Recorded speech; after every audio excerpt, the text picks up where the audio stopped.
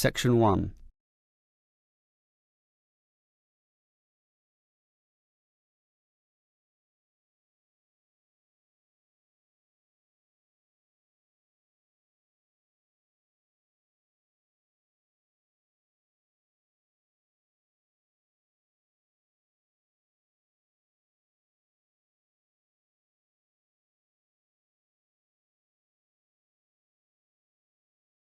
Platinum Card Service, Rebecca speaking. How may I help you?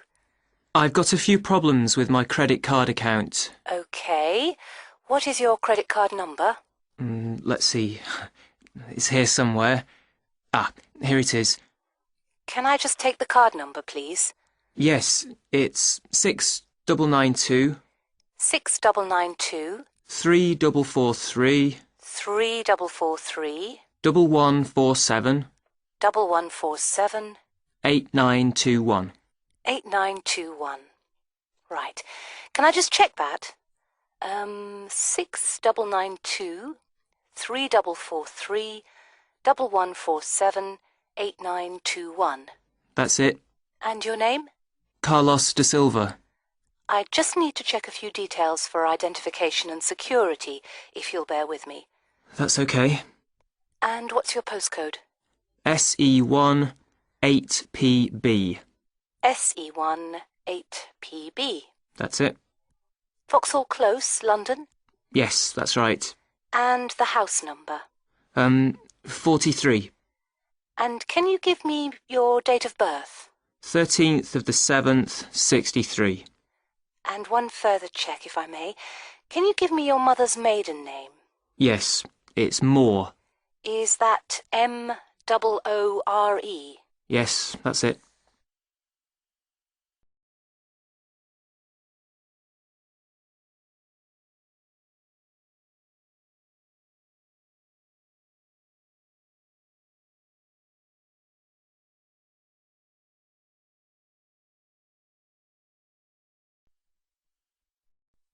Yes. Now, can we get on with this? Yes, sir, certainly. I'm sure you'll appreciate that all these checks are necessary for security reasons. So, what exactly is the problem? Problems? Okay. Well, first, your computer seems to have gone mad. I sent you £500, and on the statement for the account, it shows that I only paid £300. Yes. The account does only show £300 was paid. Well, I paid the £500 in at the bank, and I have my receipt, and my bank statement shows that £500 has been taken from my account. Oh, I see. What I'll do is check with the bank and see what they say. OK. You said there was something else? Yes, as if that wasn't enough. My account shows that £107.27 was paid to a company called Pan Express. I don't know who this is. Let's have a look. Well, it is genuine. I can assure you it's not mine. It was made on the evening of the 12th of May. Maybe it's a restaurant bill you forgot about? There's no way that... Oh, wait, hold on. Yes. Oh, it's okay. I've just realised what it is. It is a restaurant bill. The name of the company is different from the name of the restaurant. My mistake. I'm sorry. That's okay. Was there anything else? I don't know if I dare. What is it, anyway? Well, it's, the amount of interest seems to have gone up. If you look at your statement for April, you'll see that the rate went down from 16.27% to 14.99% that month. Oh, yes, you're right. Was that everything? Yes, basically, it is. OK. And can you check my payment? Oh, yes, I'll do it. Can I phone you back? I'll be at home for the next 2 hours. I have to leave at 11. Right. What's your number? 020 7989 7182. Hold on. 020 7979? No, it's 7989, and then 7182. So it's 020 7989 7182. Yes, that's it.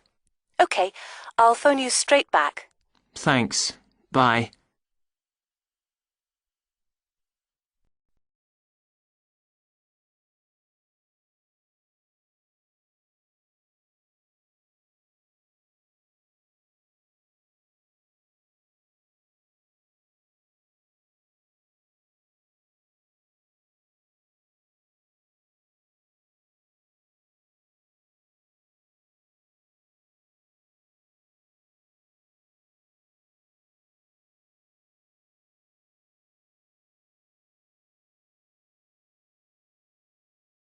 Now turn to section 2.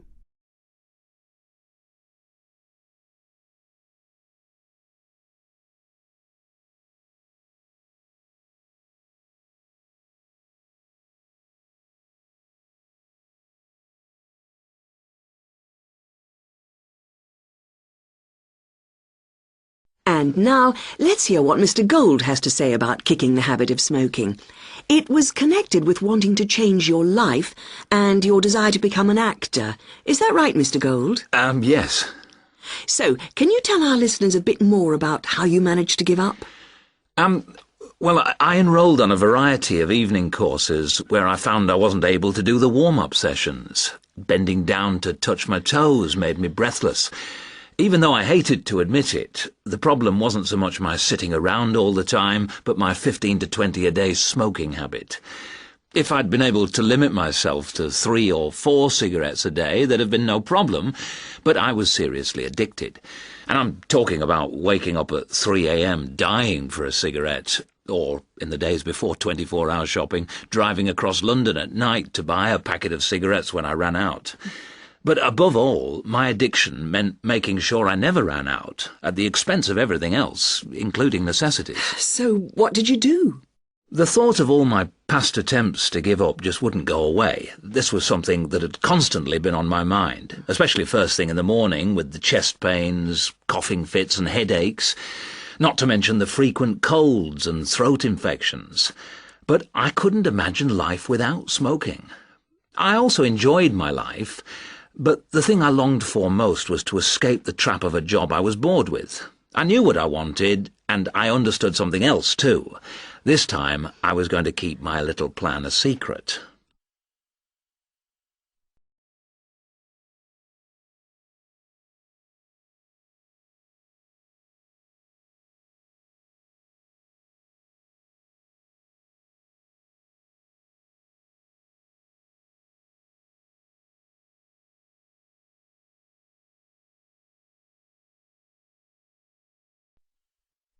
On the 1st of July, I managed to get through 24 hours without a single cigarette.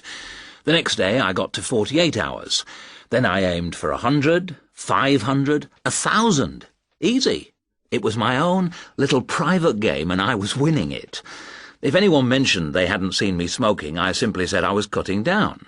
I had to be sure of success.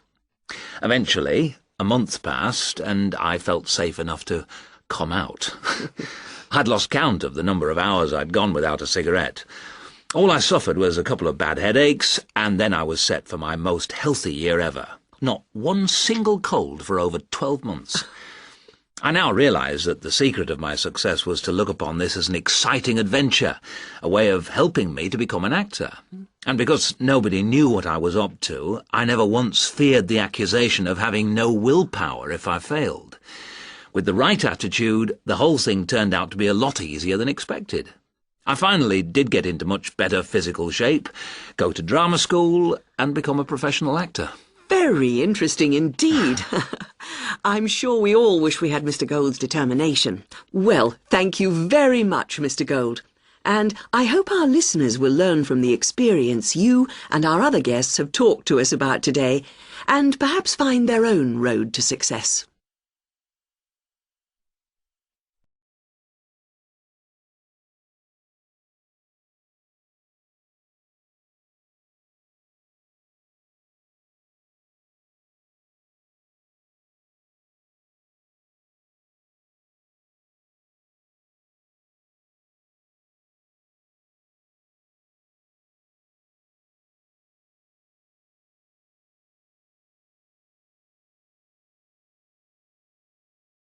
Now turn to section 3.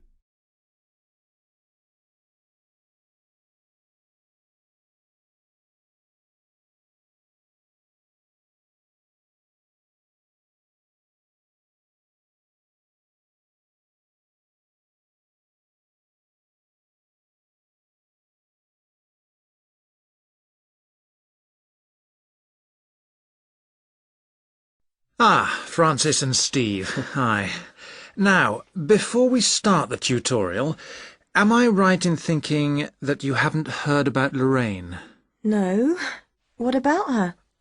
She's already left. What? Well, she hasn't told anyone. You sound surprised. Weren't you half expecting it? Yes, but she could at least have told us, though. We've been on the course together for the past 3 years, and it would have been nice to know. She always was the sort to keep herself to herself. Yes, I know what you mean. Did she give any reason? Well, she got that job. What? Yes, and she's been given permission to leave, as there's only a week to go before the end of the course. But she'll be back for the exam week. Oh, well, we'll just have to catch her on the mobile after the class. She's gone back to Wales first. Oh, dear. We'll get hold of her on the mobile. She did say that it might not be possible to contact her for a couple of weeks. Oh, OK. If that is what she wants.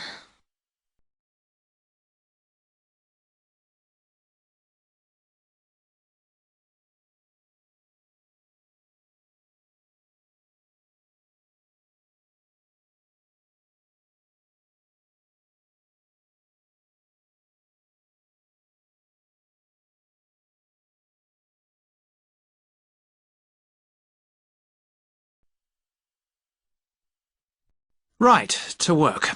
We're here to look at your assessment marks for your coursework.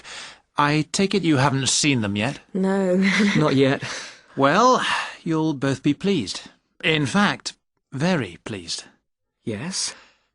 Francis, you have come out with the top mark in the year. Oh. You have, in fact, got a starred first. Wow. Aren't you pleased, Francis? Yes, I'm just speechless. And, what about me?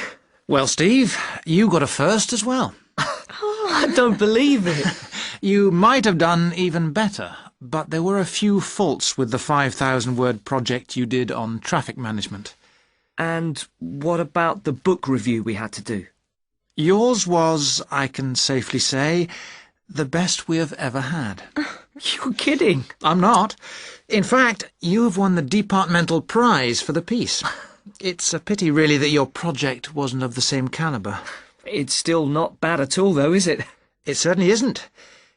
What do you think were the faults with your project? I just wasn't very happy with the conclusion, and I got myself in a bit of a twist with the argument about road pricing. By and large, your overall conclusions were okay, and I would say that your thoughts on road pricing were quite original. The problem was more with the actual end. It was a bit disappointing. You started off well, but then it ended rather suddenly, as if you got fed up with it. Yes, I did kind of stop fairly abruptly. I couldn't think of much to say, even though I knew it was important. Yes, that section needed a bit more work on it. But, as I said, by and large, it was very good. And, Francis, your project was excellent. So much so that we think you should take it further, and perhaps do a PhD, or at least an MPhil. What do you think? I hadn't really thought about it. I've just been concerned with getting through this final year and getting all the coursework and exams out of the way. I can understand that. But I do think that you ought to consider it seriously. If you perform as well in your exams as in your project work, you're on course for a first. Do you think that I'd get funding for it? Well, any grant will be discretionary, but you have as good a chance as anyone else. I'd even say a much better one. If you do get a first, it'll be the only one we've had in this department for 3 years. And I'd be happy to be your supervisor. Thanks. I'd like that. Do you think I should start applying for it now, or wait until after the exams? I think you must really start thinking about it as soon as you can. And Steve, what about you? Have you thought about going on to do research? I have thought about it, but I have a job lined up if I get a good degree. And quite honestly, I am fed up with not having enough money to do the things I would like to do. I can understand that. Is there anything that either of you would like to talk about? Yeah, I have a couple of things I'd like to ask, if you don't mind. OK. We have roughly 20 minutes left, so, Steve, would you like to go first? Right.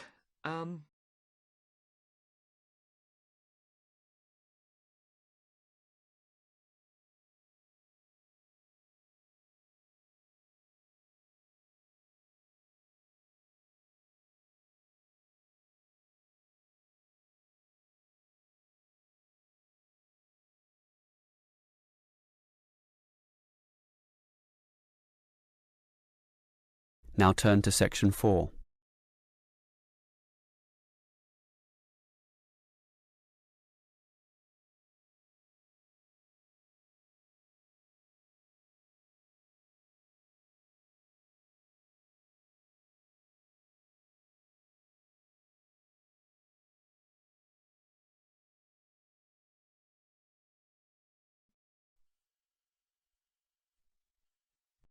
Good morning. My name is Dr. Mervyn Forrest, and I specialize in management techniques and training. I've been invited here today to talk to you about the cost to the economy of bad management. And what I would like to dwell on first is an area that has recently been exercising everyone, and that is coercion in the workplace, or, to put it more simply, bullying. It has been estimated that bullying at work costs the British economy up to £4 billion a year in lost working time and in legal fees. And with the problem apparently on the increase, it is time that managers took on board what is happening.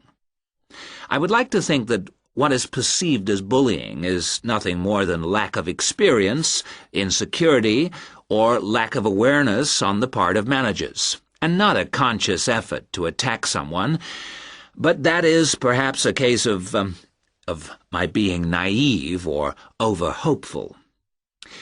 Before we break up into groups to look at the first task on the handout you've got, I'd like to give you a start with some of the main bullying methods that have been identified so far. Basically, what I'm going to do here is to give you examples of 1 or 2 points.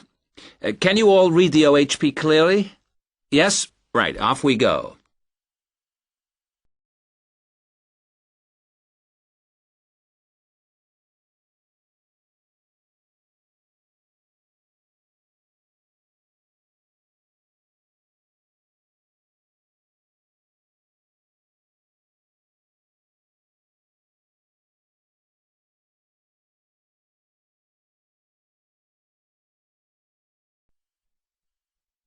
The first item on the list is giving people tasks which managers themselves cannot do and which are therefore impossible to achieve.